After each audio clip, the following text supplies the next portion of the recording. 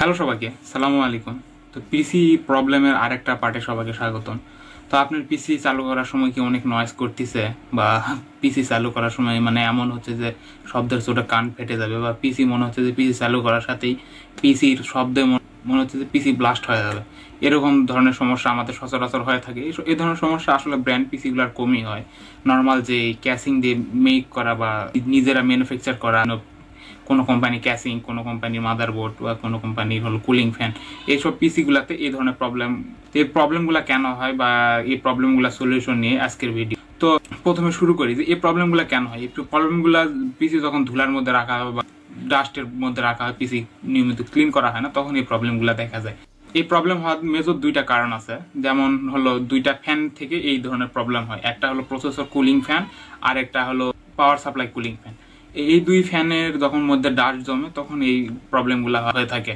তো এই প্রবলেমগুলো সলভ করার বুদ্ধি কি? এই প্রবলেমগুলো সলভ করার কয়েকটা ওয়ে আছে, তার মধ্যে কয়েকটা আমি আজকে বলবো। তো প্রথমে যেটা বলবো যে প্রসেসরের ফ্যানটা খুলে সাফ করেন, সাফ করে তার মধ্যে WD-X স্প্রে দেন।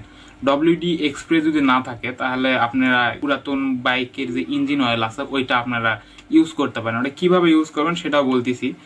তো এটা ইউজ করার সময় সাবধান থাকতে হবে, কারণ ওই প্রসেসরের ফ্যান যদি বেশি পরিমাণ WD-X স্প্রে বা হুন্ডার পুরানো ইঞ্জিন অয়েল বা নতুন ইঞ্জিন অয়েল ইউজ করেন, তো ওটা গড়ে যাতে সার্কিট বোর্ডে না যায়, আবার মনে করেন যে গড়ে যা সার্কিট বোর্ডের কোনো ড্যামেজ না করে, এই দিকগুলো আপনাদের মানে ক্লিয়ারলি খেয়াল রাখতে হবে, রাখে তারপরে কাজ করতে হবে।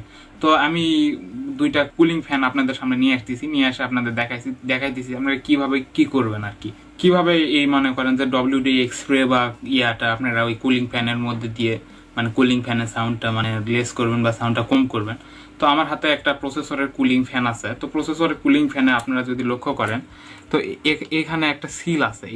এই সিলটা আপনারা মনে করেন যে এভাবে আস্তে করে উঠাই নেবেন।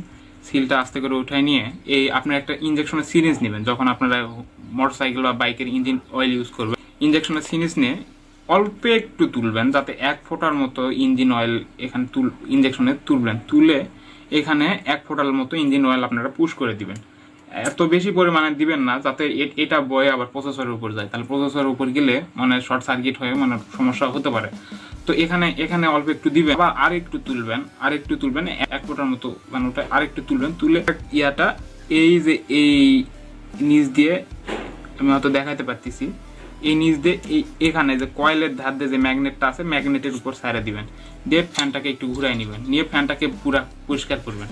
তাহলে প্রসেসরের কুলিং ফ্যানের কোনো সাউন্ড হবে না ইনশাল্লাহ, আশা করা যায়। আর পাওয়ার সাপ্লাই কুলিং ফ্যান আমি আপনার জন্য পাওয়ার সাপ্লাইটা খুলে রাখছি যাতে দেখাতে সহজ হয়। পাওয়ার সাপ্লাই কুলিং ফ্যানটা এইভাবে নেবেন, নিয়ে পাওয়ার সাপ্লাই কুলিং ফ্যানেরও একই সিস্টেম। তো পাওয়ার সাপ্লাই কুলিং ফ্যানটা এইভাবে নিয়ে পাওয়ার সাপ্লাই কুলিং ফ্যানের যে এই স্টিকারটা আছে, স্টিকারটা উঠাই নেবেন। এই স্টিকারটা উঠে নিয়ে ওই এখানেও অল্প একটু পরিমাণের স্টিকার উঠানোর পরে এরকম একটা ইয়া পাবেন, রাবারের ইয়ারটা পাবেন, রাবারে এটা উঠাই নেবেন, রাবার ক্যাপের মতো একটা থাকে, এটা উঠাই নেবেন। নিয়ে অল্প একটু পরিমাণের এখানেও দিবেন ওই যে WD-X স্প্রে বা ইঞ্জিন অয়েল যেটাই বলেন, এটা এখানে দিবেন। আপনার বাসায় যদি WD-X স্প্রে না থাকে আপনার ইঞ্জিন অয়েল ইউজ করতে পারেন, কোনো সমস্যা নেই। তো আবার একটু উঠাই নেবেন, নিয়ে ওই যে সাইডে ম্যাগনেট দিয়ে অল্প একটু কয়েল দেখা যায়, দেখেন হয়তো ক্যামেরা দেখতে পারতেছেন না, ওই যে কয়েল দেখা যায় অল্প একটু এই জায়গাটা, এই ভিতর দিয়ে ইঞ্জেকশনের সিরিঞ্জটা ঢুকে দিবেন, দিয়ে এখানে অল্প একটু দিবেন, দিয়ে ফ্যানটা একটু হাত দিয়ে ঘুরাবেন। ঘুরানোর পরে দেখবেন যে মানে ফ্যানটা ফ্রি হয়েছে আর সাউন্ড নাই। তো এই দুটা স্টেপ ফলো করলে আপনি বাসায় পিসির এই ওভার সাউন্ড প্রবলেমটা সলভ করতে পারবেন। তো অনেকে মনে করেন যে এটার জন্য আমরা টেকনিশিয়ানের কাছে নিয়ে যাবো বা অনেক কষ্ট, আসলে ছোট ছোট কাজের জন্য টেকনিশিয়ানদের কাছে না যাওয়াটাই ভালো, আমরা বাসাতেই করতে পারি, এতে আমাদের টাকাটাও বাঁচে, একটা অভিজ্ঞতাও হয়। আশা করি সমস্যার সমাধান আমি করে দিতে পারছি। আপনারা যদি অ্যাপ্লাই করেন তাহলে এই সমস্যার সমাধান আপনাদের হয়ে যাবে। তো ভালো থাকবেন সবাই, দোয়া করবেন। Tata, good bye.